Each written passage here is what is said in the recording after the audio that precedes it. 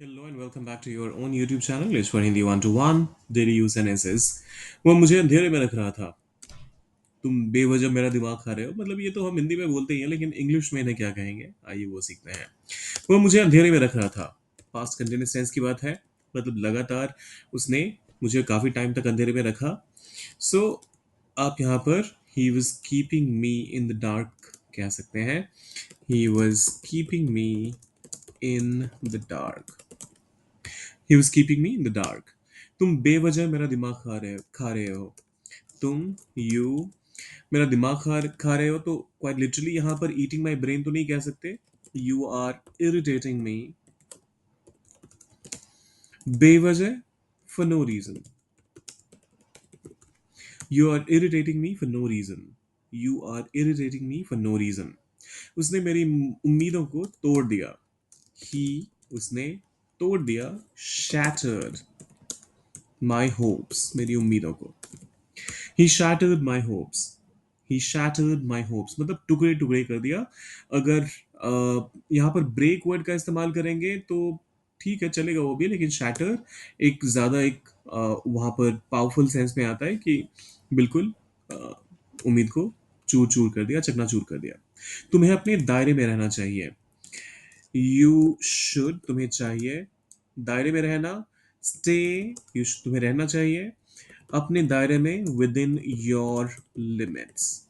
You should stay with in your limits. You should stay with in your limits. वह अपनी अकड़ में रहता है।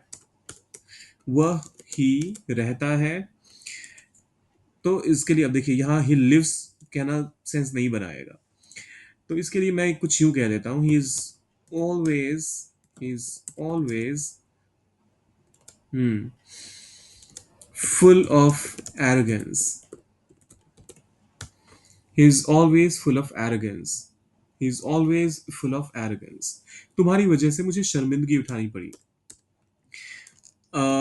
मुझे आई हैड टू उठानी पड़ी, सेंस ऑफ कंपल्शन है। मैं चाहता नहीं था ऐसा, मैं चाहती नहीं थी ऐसा, लेकिन दोनों ही केसेस में आप आई हैड टू से शुरुआत करेंगे। आई हैड टू उठानी पड़ी। फेस यहाँ पर क्वाइट लिटरली लिफ्ट का इस्तेमाल तो कर नहीं सकते, कोई सामान उठाने की बात थोड़ी ना है। So I had to face embarrassment. I had to face embarrassment तुम्हारी वजह से, because of you. I had to face embarrassment because of you. I had to face embarrassment because of you. वह हर बात को घुमा फिरा कर बोलता है। ही वह बोलता है। ओके, यहाँ मैं बोलने को ट्रांसलेट ही नहीं करता, उसको बिल्कुल छोड़ देता हूँ। ही ट्विस्ट्स एंड टर्न्स, हर बात को, every statement. He twists and turns every statement, इसका मतलब होता है किसी भी बात को घुमा फिरा कर पेश करना या फिर सामने वाले के सामने जाहिर करना। He twists and turns every statement. अभी आखिरी वाला आप लोगों के लिए है। मैंने अपनी बात पर अडिग रहने का फैसला किया।